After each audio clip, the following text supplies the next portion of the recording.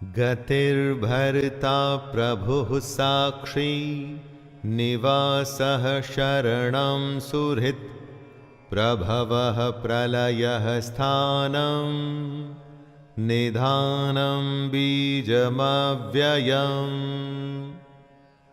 परम धाम जिसे सब प्राप्त करने की कोशिश करते हैं वो कृष्ण है। जो हम सबका भरण पोषण करता है वो हम सबका स्वामी है। जो हमारा शुभाशुभ करता है, हम सबका वास स्थान यानी जहां हम सब रहते हैं, जो शरण लेने योग्य है, सबका हित करने वाला, जिसमें से सबकी उत्पत्ति होती है और प्रलय के समय जिसमें सब मिल जाते हैं, हम सबका आधार, निधान और अविनाशी कारण कृष्ण ही हैं। जो हो रहा है, जो होता है और जिसकी वजह से होता है, वो सब ही कृष्ण है, उसके सिवा कुछ भी नहीं। तपाम्यहमहं वर्षं निग्रहणाम्युत सृजामि च अमृतं चैव मृत्युश्च सदसच्चाहमर्जुन। धरती सूर्य से तपती है, जलवाष्प बन के आकाश में जाता है और बादल बन के बरसता है। वर्षा ही इस दुनिया को जिंदा रखती है और यह सृष्टि क्रम चलता रहता है। अपने ही स्वरूप को समझाते हुए कृष्ण कहते हैं कि जो सूर्य रूप से तपता है, वर्षा का आकर्षण करता है और उसे बरसाता है, वो मैं स्वयं ही हूं। हे अर्जुन, मैं ही अमृत और मृत्यु हूं और सत असत भी मैं ही हूं। जिससे जीवन मिलता है वो अमृत होता है दोस्तों, और वो कृष्ण है। मृत्यु भी वही है। आदि अंत, ये पूरा अनंत, हर क्रिया का कारण कृष्ण ही है। त्रैविद्यमां सोमपः पूतपाप अयज्ञैरुष्ट्वा स्वर्गन्ति प्रार्थयन्ते ते पुण्यमासाद्य सुरेन्द्रलोकं श्नन्ति दिव्यान् दिवि देव भोगान्। आराधना या विद्या के 3 अंग हैं, ऋक्, साम और यजुः। इन्हीं तीनों पर हमारे तीनों वेद आधारित हैं, ऋग्वेद, सामवेद और यजुर्वेद। जो पुरुष इन तीनों वेदों में विधान किए हुए सकाम कर्मों को करते हैं, सोम रस को पीते हैं, जो पाप रहित हैं, ऐसे पुरुष जो कृष्ण को यज्ञों के द्वारा पूजकर स्वर्ग की प्राप्ति चाहते हैं, वे पुरुष अपने पुण्यों के फल रूप स्वर्ग लोक को प्राप्त होकर स्वर्ग में दिव्य देवताओं के भोगों को भोगते हैं। जो असत की कामना करते हैं वो मृत्यु को प्राप्त होते हैं, और ये मृत्यु कृष्ण है। और जो सत की कामना करते हैं, वेदों के नियमों का पालन करते हुए सकाम करते हैं, उन्हें कृष्ण स्वर्ग के भोग देते हैं। ते तं भुक्त्वा स्वर्गलोकं विशालं क्षिणे पुण्यमर्त्यलोकं विशन्ति। एवं त्रैधर्ममनुप्रपन्ना गतागतं कामकामा लभन्ते। जो सच की कामना करते हुए कृष्ण को भजते हैं और जो स्वर्ग की प्राप्ति चाहते हैं, उन्हें कृष्ण स्वर्ग देते हैं। लेकिन कब तक? जब तक उनके पुण्य चलते हैं। विशाल स्वर्ग लोक को भोग कर जब पुण्य क्षीण हो जाते हैं, तब वो पुरुष फिर से मृत्यु लोक को प्राप्त होते हैं। इस तरह से स्वर्ग को प्राप्त हो चुके पुरुष भी बार बार आवागमन को प्राप्त होते हैं, अर्थात पुण्य के प्रभाव से स्वर्ग में जाते हैं और पुण्य क्षीण होने पर मृत्युलोक में वापस आ जाते हैं। पुण्य किए थे तो स्वर्ग मिला दोस्तों, लेकिन टिकट तभी तक की थी जितने पुण्य कमाए थे, उसके बाद वापस। अनन्याश्चिन्तयन्तो मां ये जनाः पर्युपासते तेषां नित्याभियुक्तानां योगक्षेमं वहाम्यहम्। जो असत की कामना करते हैं उनको मृत्यु मिलती है। सत की कामना करने वाले जो स्वर्ग चाहते हैं वो कुछ समय के लिए स्वर्ग में जाते हैं और पुण्यों के खत्म हो जाने पर वापस आते हैं। लेकिन जो अनन्य प्रेमी परमेश्वर का निरंतर चिंतन करते हुए निष्काम भाव से भजते हैं, उन पुरुषों का योगक्षेम कृष्ण स्वयं प्राप्त करते हैं।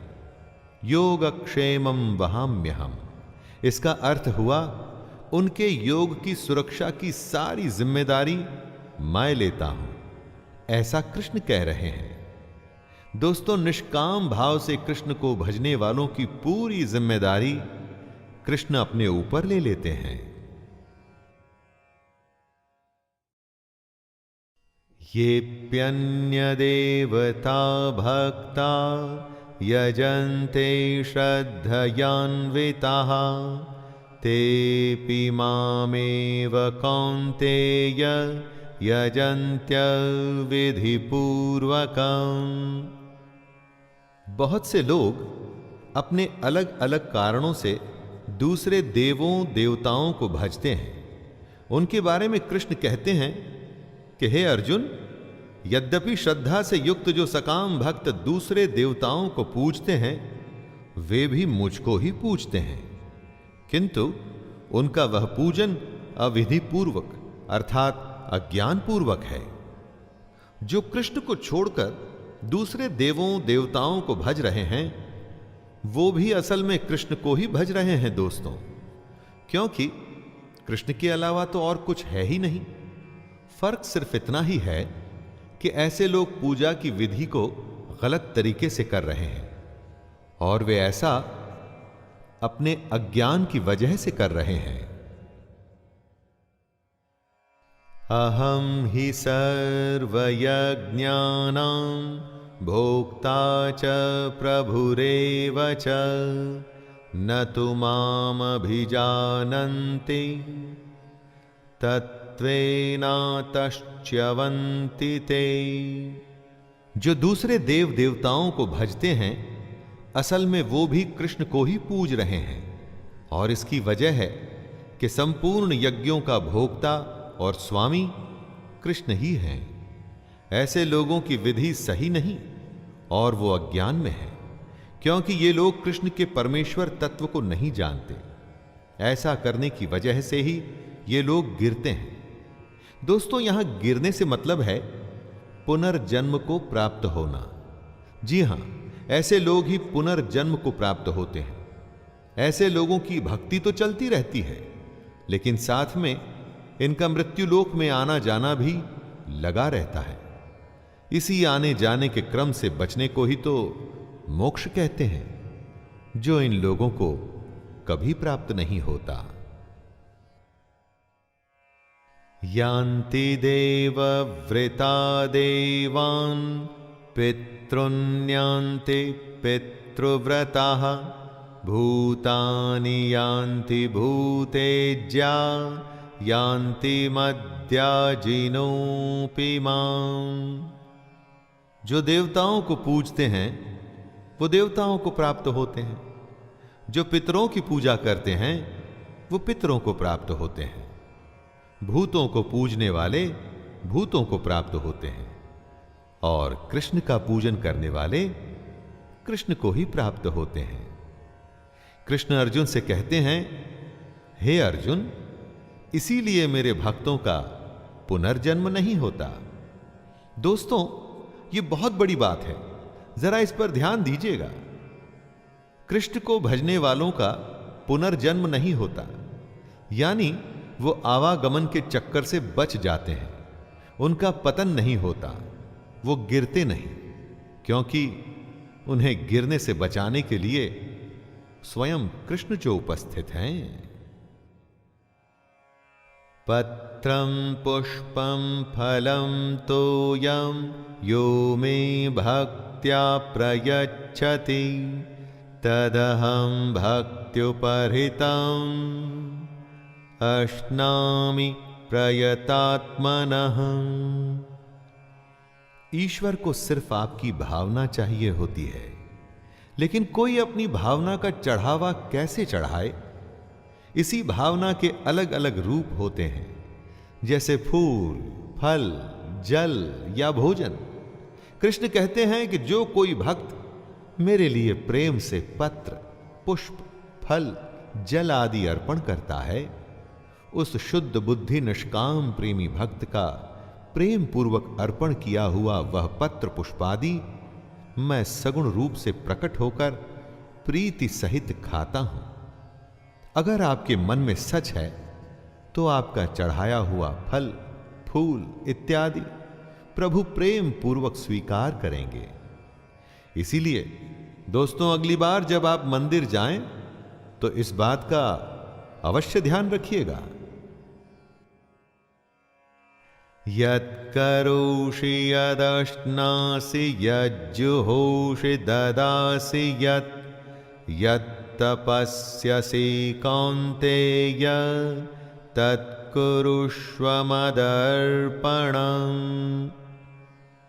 कृष्ण कहते हैं, हे अर्जुन, तू जो कर्म करता है, जो खाता है, जो हवन करता है, जो दान देता है और जो तप करता है, वो सब मुझे ही अर्पण कर। योग क्षेमम वहाम्यम की बात कृष्ण कर चुके हैं, जिसका अर्थ होता है कि हमारे योग की सारी जिम्मेदारी कृष्ण अपने ऊपर लेते हैं।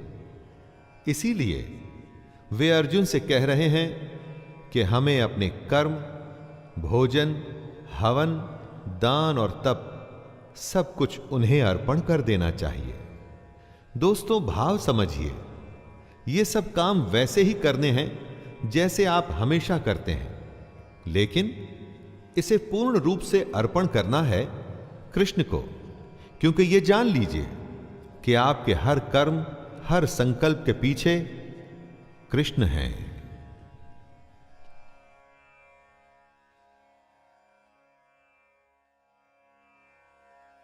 शुभाशुभ फलैरेवं मोक्ष्यसे कर्मबन्धनैः संन्यासयोगमुक्तात्मा विमुक्तो मामुपैष्यसि।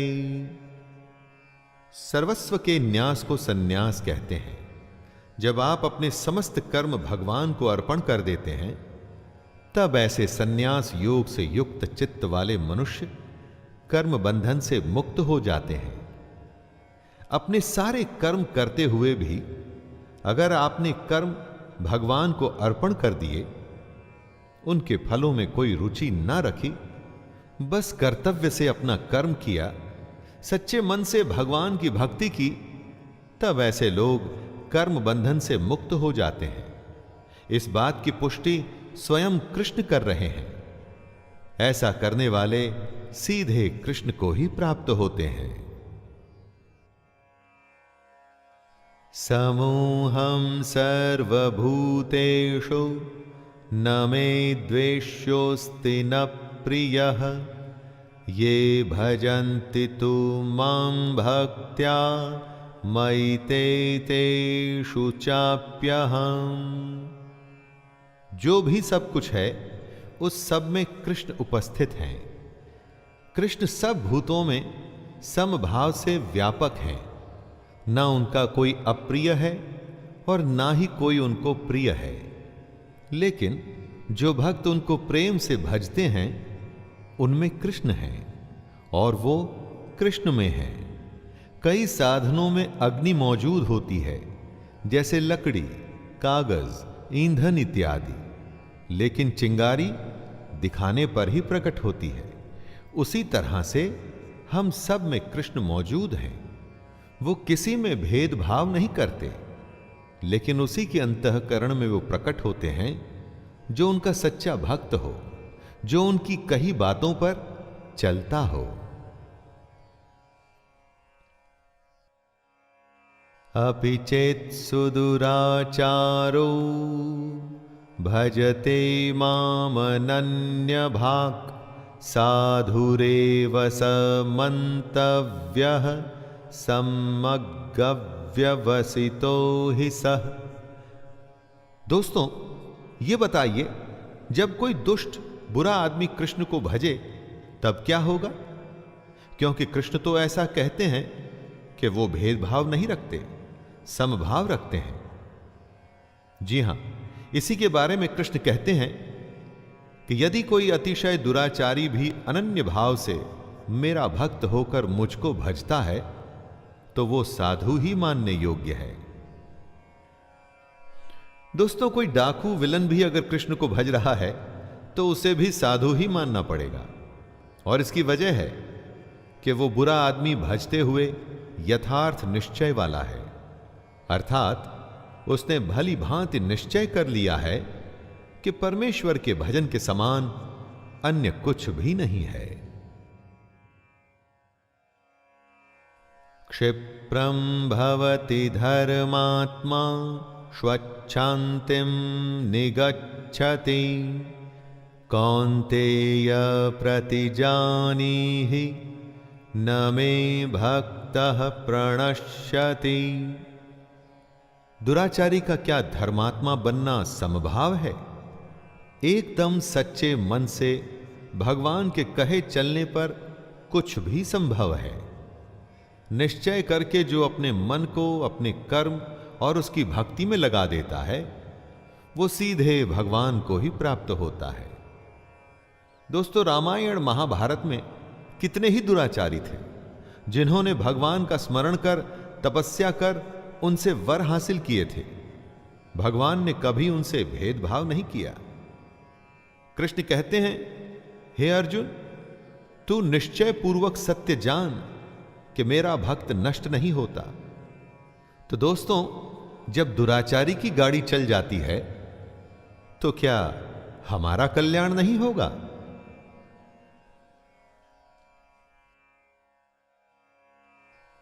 मां हि पार्थ व्यपाश्रित्य येऽपि स्युः पापयोनयः स्त्रियो वैश्यास्तथा शूद्रास्तेऽपि यान्ति परां गतिम्। गीता हर किसी के लिए है दोस्तों। कृष्ण हर किसी के लिए है। कोई कहीं का भी हो, कहीं भी पैदा हुआ हो, किसी भी योनि, जाति, घर, कहीं का भी।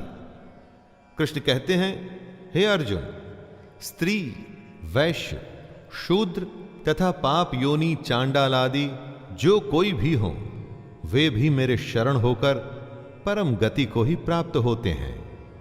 जो कृष्ण की शरण में आ गया फिर उसकी जिम्मेदारी कृष्ण अपने ऊपर लेते हैं, क्योंकि ऐसा ही नियम है। भेदभाव का नियम, जात पात, अमीर गरीब, ये हमारे समाज की बुराइयां हैं। भगवान के दरबार में सब नियम से चलता है, चाहे वो कोई इंसान हो या स्वयं भगवान ही क्यों न हो।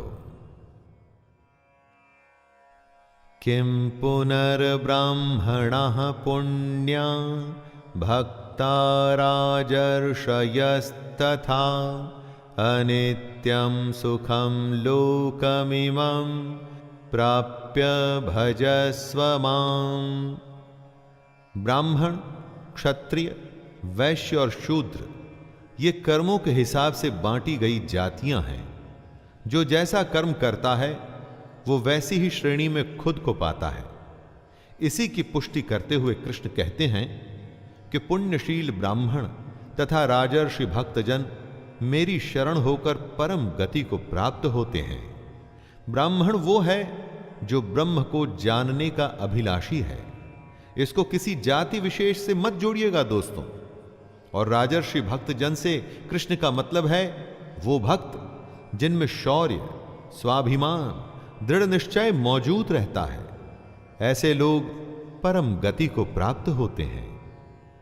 इसलिए जब भी हमें यह मनुष्य का शरीर मिले, हमें उसका फायदा उठाकर ब्रह्म को जानना चाहिए। मन्मना भव मद्भक्तो मद्याजी मां नमस्कुरु मामे वैश्यसि युक्त्वैवम् आत्मानं मत्परायणः। कृष्ण अर्जुन से कहते हैं कि अर्जुन, तू मुझ में मन वाला हो, मेरा भक्त बन, मेरा पूजन करने वाला हो, मुझको प्रणाम कर। इस प्रकार आत्मा को मुझ में नियुक्त करके मेरे परायण होकर तो मुझको ही प्राप्त होगा। दोस्तों, हमारे मन में कृष्ण के सिवा और कोई ना आए। हमारी आत्मा उसी परमात्मा, उसी कृष्ण का अंश है। तेरा तुझको सौंपते क्या लागत है मोर। जो उसका है हमें वो उसी को सौंपना है, लेकिन उसके लिए ज्ञान हासिल करना होगा, योग करना होगा, और वो भी निष्काम करना होगा। दोस्तों, ये था 9वां अध्याय। इसमें ब्रह्म विद्या और योग शास्त्र के बारे में कृष्ण ने हमारी आंखें खोली। अब हमारी आंखें खुली या नहीं, ये आप अपनी आंखें बंद कर मन में झांक कर पूछिएगा, जवाब अपने आप मिल जाएगा। तो आइए विराम देते हैं इस 9वें अध्याय को।